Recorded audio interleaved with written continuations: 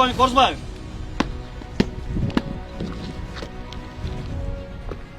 Salmazsınlar jokerler. Erken tur. Erken tur. Бүгін 9-июлда Жалал-Абад облысының Сузак районына қараштуу Багыш айыл өкмөтүндө Нурислам Карибеков атындагы күрөш спорт комплексинин ачылыш аземи болуп өттү. Аземге Камчыбек Ташиев катышты. Нурислам Карибеков 2022 жылдын 14-17 сентябрында Баткен жергесинде орун алган Кыргызстандын чек арасына Тажикстан тарабынан куралдуу кол салуу болгон учурда мекен чегинде каза болгон. Камчыбек Ташиевдин демилгеси менен Нурислам Карибековдун жаркын элесине арналып спорт комплекси кыска мөөнөттө курулуп бүткөрүлгөн. Заман талабына толугу менен жооп берет. Нурислам Карибеков Сузак районундагы Багыш айыл аймагына караштуу Октябрь айылында туулган. Баткен облусунун Лейлек районунда бөрү отрядында кызмат өтөгөн. Нурислам жигитибиз биздин мекенибизди коргойм деп, элимди, журтумду, ушул мекенимдин 1 метр жерин эч кимге тебелетпейм деп өз өмүрүн кыйган биздин жаш жеткинчек жигиттерибизден деп айтсам болот. Себеби Нурислам каза болгондо 19 гана жашта болгон. Нурислам 19 гана жашта ушул мекенин коргоп олтуруп, армияга барып, армияны бүтүп атканда ушундай бир кайгылуу тагдырга түшүп болду. Бирок бул кайгылуу тагдыр ал жеке эле өзү үчүн эмес, жеке эле өзүнүн тууган уругу, ата энеси үчүн эмес, бүт мамлекетибиз үчүн, кыргыз мамлекети үчүн кыйылган өмүр болду. Ошондуктан биз бул жагынан алып караганда ар бирибиз бул дүйнөдөн өтөбүз. Дүйнөдөн өтпөй түркүк болгон адам калбайт, адам болбойт. Баарыбыз бул дүйнөдөн өтөбүз. Альхамдулилля мусулманбыз деп турабыз. Бирок ошол эле мезгилде бул балабыздын биздин ушул элибизди, журтубузду коргойм деп каза болгон жигитибиздин элесине бүгүн Багыш айыл өкмөтүнүн территориясында ушундай бир имарат ачып атабыз. Жигитибиз Нурислам жаш кезинен эле зирек болуп, ошол спортко кызыгып, күрөшкө барып жүргөн жигитибиз болгон экен. Ошонун урматына жаштарга үлгү болсун. Ушул өсүп келе жаткан жаштар Нурислам ким болгон, эмне үчүн каза болгон, каяктан каза болгон, кандай болуп ушул өмүрүн өткүзгөн, мына ушул үлгү болсун деген максатта ушул имаратты куруп тапшырып атабыз. Ачылыш аземине келгенге рахмат. Камчыбек Ташиевге эскерип ушундай тарыхта кала турган көргөнүз рахмат сизге чоң бирөөбүз атынан чоң рахмат сизге. Алла разы болсун. Баарыңыздарга рахмат. Аман болуңуздар.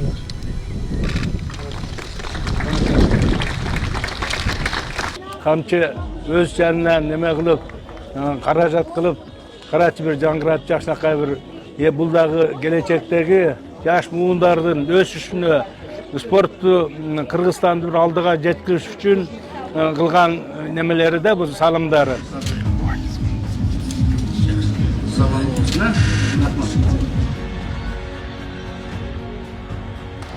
Güç var mı güç? Güç yok mu? Ha? Görsel çıkıcı. Görsel görsel. Veya bir görsel çıkıcı. Ne bu da bunu tutucu.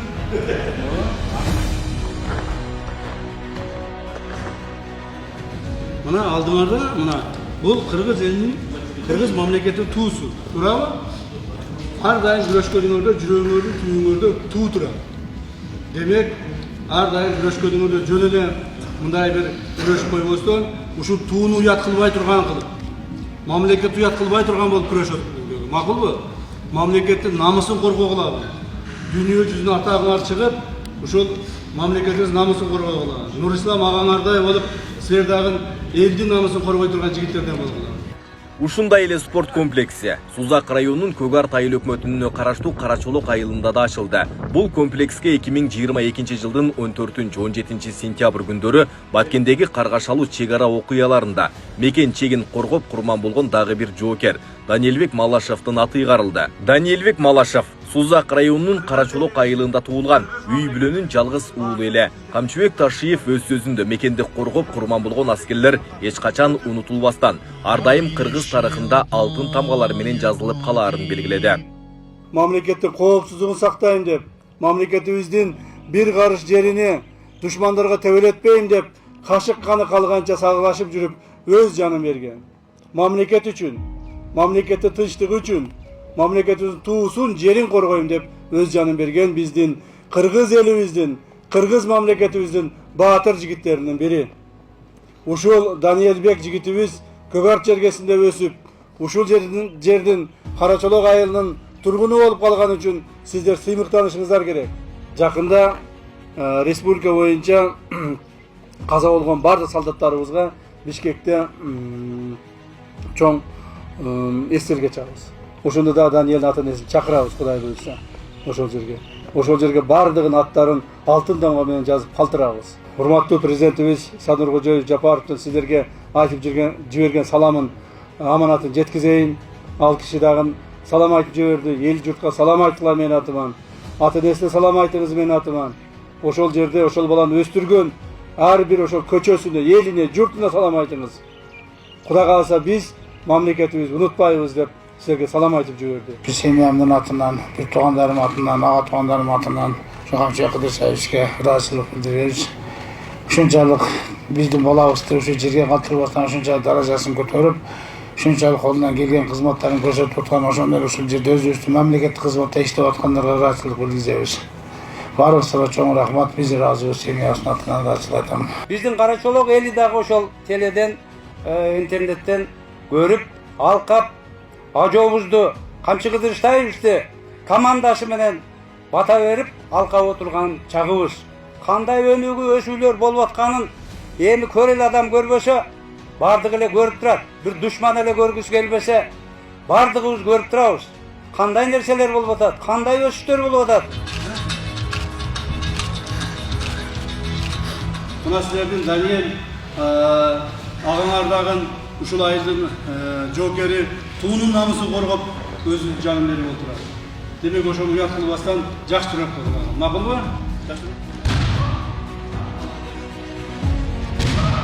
Баатыр жоокерлердин жаркын элесине арналып курулган бул эки спорт комплекси Камчыбек Ташиев тарабынан каржыланып, 2 айга жетпеген убакыт ичинде бүткөрүлдү. Эскерте кетсек, 2022 жылы 14-17 сентябрда Кыргыз-Тажик чек арасындагы куралдуу кагылышта Тажикстандын кол салуусунан Кыргызстандан 62 адам, анын ичинде 50 аскер, 12 тургун каза болгон. Ошондой эле 205 адам, анын ичинде 151 аскер кызматкери, 54 тургун жараат алган. Айбек Исабеков, Самирбек Тойчубаев, Регион.